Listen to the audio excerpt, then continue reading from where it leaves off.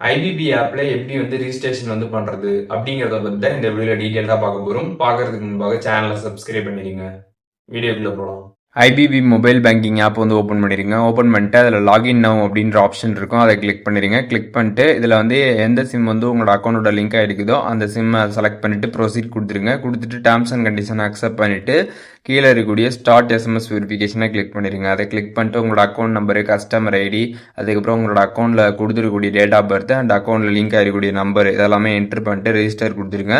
கொடுத்ததுக்கப்புறம் எம்பிஎன் வந்து செட் பண்ண சொல்லுவாங்க. உங்களுக்கு ஞாபகம் வச்சுக்கிற மாதிரி ஒரு 4 டிஜிட் எம்பிஎனை வந்து செட் பண்ணிக்கோங்க. திருப்பி ரீஎன்ட்ரு பண்ணிட்டு செட் எம்பிஎன் கொடுத்துருங்க. ஒன்ஸ் நீங்கள் கொடுத்ததுக்கப்புறம் பார்த்தீங்கன்னா இங்கே வந்து செக்யூரிட்டி கொஸ்டின்ஸ் எல்லாமே வந்து கேட்டிருப்பாங்க.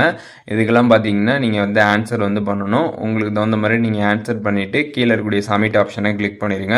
அதை கிளிக் பண்ணதுக்கப்புறம் உங்களோட மொபைல் நம்பருக்கு ஓடிபி வரும், அதை பார்த்து என்ட்ரு பண்ணிடுங்க. ஒன்ஸ் நீங்கள் என்ட்ரு பண்ணதுக்கப்புறம் பார்த்தீங்கன்னா ரிஜிஸ்ட்ரேஷன் சக்ஸஸ்ஃபுல் அப்படின்ற மாதிரி வந்துடும். கீழே பார்த்தீங்கன்னா லாகின் ஆப்ஷன் இருக்கும், அதை கிளிக் பண்ணிடுங்க. கிளிக் பண்ணிட்டு உங்களோட எம்பிஎனை நீங்கள் வந்து என்ட்ரு பண்ணுற மாதிரி இருக்கும். ஸோ எம்பிஎன் நீங்கள் என்ட்ரு பண்ணீங்க அப்படின்னா ஆப் வந்து ஓப்பன் ஆகிடும். ஸோ நீங்கள் இனிமேட்டு இந்த மொபைல் பேங்கிங் ஆப் பார்த்தீங்கன்னா வந்து யூஸ் பண்ண ஸ்டார்ட் பண்ணிடலாம். அண்ட் அதுக்கப்புறம் இந்த எம்பிஎன் அப்படின்றத பார்த்தீங்கன்னா நீங்கள் ஞாபகம் வச்சுக்கணும். எப்போதுமே நீங்கள் இந்த ஆப் வந்து ஓப்பன் பண்ணுறப்ப இந்த எம்பிஎன் என்ட்ரு பண்ணி தான் ஆப் வந்து ஓப்பன் பண்ணுற மாதிரி இருக்கும். ஸோ அதனால் எம்பிஎன் நீங்கள் ஞாபகம் வந்து வச்சுக்கோங்க. ஸோ இப்போது எப்படி வந்துட்டு ஐபிபி மொபைல் பேங்கிங் ஆப்பில் ரிஜிஸ்ட்ரேஷன் பண்ணுறது அப்படிங்கிறதுக்கான டீட்டெயில்ஸ் தெரிஞ்சிருப்பீங்க. அதில் எதுவும் டவுட் இருந்துச்சு அப்படின்னா கமெண்ட்ஸில் மென்ஷன் பண்ணுங்கள், நான் எல்லாருக்குமே ரிப்ளை பண்ணுறேன்.